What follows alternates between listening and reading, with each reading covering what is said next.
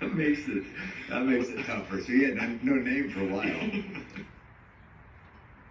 Yeah, I mean, if my siblings would have picked my name, it would have been like idiot.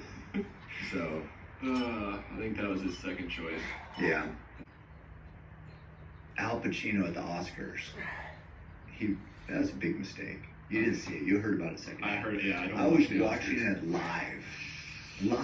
That's pretty bad. Yeah, and I'm like, whatever. He used to be cool. Now he's just old, like me. Except I never used to be cool, but now I'm just old. But okay, so that's like the updates. That's kind of we'll get everybody up to speed on why you're sitting here. First and last time. Yeah. I mean, we thought about using AI, and I was hoping Margot Robbie could be asking me the questions. If we can do some voice filter, is there that? We could probably. I mean, I do a pretty good impression. Don't sound too dissimilar to him here. Without knowing what to expect, what I normally do is take people to the hill. And it's like, I'm not good at much, but I run a hill a lot, right? And so we started going up the backside, I said, I can usually tell pretty quick how good a runner somebody is, just like maybe in a few hundred yards. It's like, if you see somebody who's never played basketball trying to play basketball, right? And you can tell how good they are. But anyway, so same with running. So we take off, and I'm like, God dang, it's got a pretty long stride. And he was at this time living, I think, in Nashville. So I'm like, oh, good. There's no hills in Nashville. This is going to be equal. So point is, we had done probably 600 reps before that. And then for that workout, for that little last section, we were doing, curls. So I think 100 curls, or no, maybe like just sets of 20 curls. And then you went to do as many as you could on incline bench with 95 pounds per set to get to 100 reps, right? And then we did something else in between. I think it might be skull crushers. So those were the three movements: incline bench, skull crushers, curls. And we were rotating. Truett was working out with us too. And Eric McCormick, my trainer who used to live here and come to train me here, and I lives in Arizona, he was running us through this workout. So he was the one behind Goggins at this time. He had switched to Goggins because this is like got pretty serious. So it's like, you can say whatever you want. Fucking Goggins is the man. Tough to deny that. Yeah, but hopefully we can put together a pretty cool film in the next workout. I know. Oh my God. We've had a couple of different ones. I went to Vegas one other time when we filmed. We did a 20-mile run. I talked about that in my book. It's a little bit, I like going on runs by myself because if I get tired, I just walk. Nobody knows, no harm, no foul. If I feel good, I run fast. If I plan on running 10 and I run 2 and when I quit, I just quit. I also have to be ready for when he shows up because it's like getting ready for the Olympics. It's not the Olympics, but it feels just as serious. The senior Olympics. Oh my God. Yeah, for me.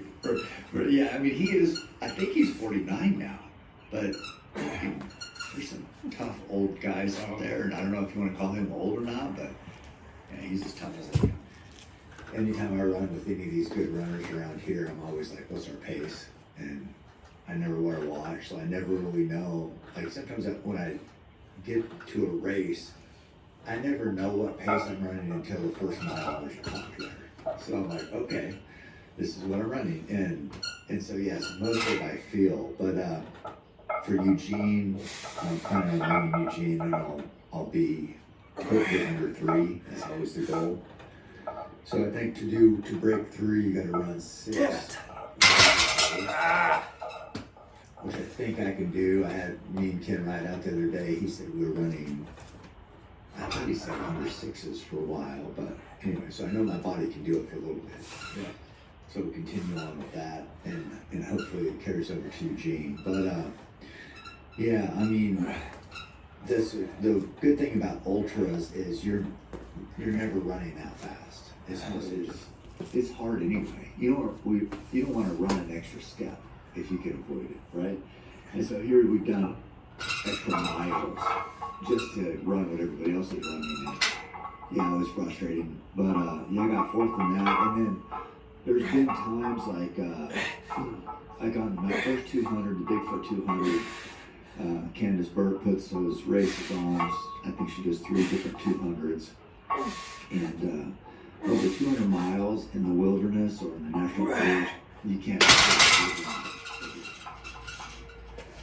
So in a race like that, you might not see a ribbon for a half mile, maybe. And I remember running multiple times there, just like you stay on the trail and you're like, okay, unless I missed something, I haven't seen it. It's like you have to do those. I mean, there's a couple local ones I know I'll do, but I'm sure you're talking about the big ones. Any, I think, yeah. I think people just want to hear what you're gonna yeah. forward to. I don't know. I'm always like, I never really know if I'm in good shape until I do a race. So when I do Eugene Marathon, or like the 50K race, but so it's nice having those little wins. But I remember, there was another one in Moab. We were both doing the Moab 240. We were kind of arguing about something because it happens. People get pissed off at each other when you're fatigued, right? And I just took off.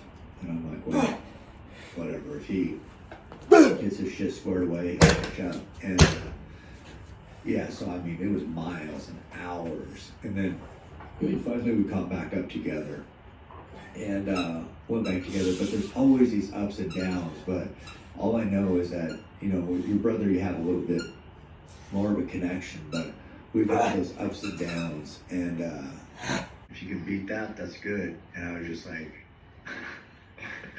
2 miles an hour, right, is not fast. No. And so there's times where if you could do it, that's a 30-minute mile. So there's times when a 30-minute mile is hard. And then, same race, at the end of that race, Taylor was pacing me, and I was running so well. I changed my shoes, feet were a mess, but I was running so well. He said, I don't know if I can keep up. He hadn't been running the whole race. He was just pacing me on these different sections at night in this last section. And he said he didn't know, and I was running like 6-something minute miles. And so there's time, and that's not the time where the less run people, but I did another time where in the Moab 240 where I said so then you just keep building on those, and then your confidence, skyrockets. So it's it's a roller coaster. The ultra is just like anything that's worthwhile, and you hunt anything that we face in life that's meaningful. There's going to be ups and downs. Ultras are just like kind of that. It's like life's challenges. It's a short period of time, like 2 or 3 days. And it's just like, this is how life works. Ups and downs, push through, get to the finish line, celebrate. But yeah, it's tough sometimes in that moment. Yeah. So in your book, you talk about, being a 5-year-old running to school. Yeah. Did Taylor always run from a young age as well, or? No, he would, be how it was. So I was like, I don't know. I think I just ran. I just knew my dad, was an athlete. He cared about that. So I was 5 in the first grade and just wanted to, get some approval probably. That's why I started. And you said your dad's an athlete. I know he was a runner and somewhat of a legend around here. Where does that all start? Well, see, I don't know how it started. Maybe the same sort of circumstance for him. I think he was just always an athlete, always around. But his dad got killed when he was 3, so his dad got.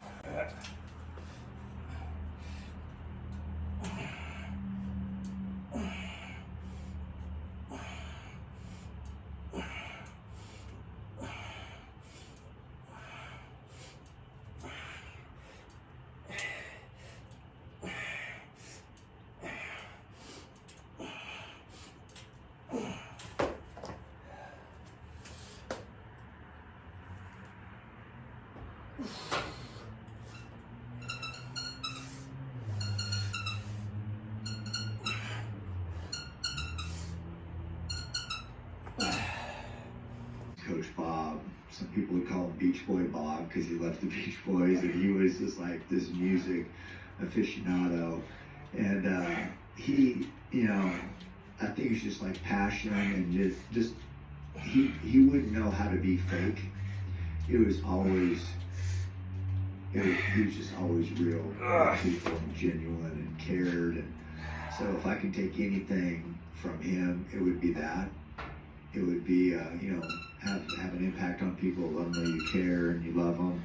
And, you know, I don't know, that's, you know, when I think of my dad, that's what I think of. I think him and his, you know, coaching windbreaker from Purple Windbreaker from South. And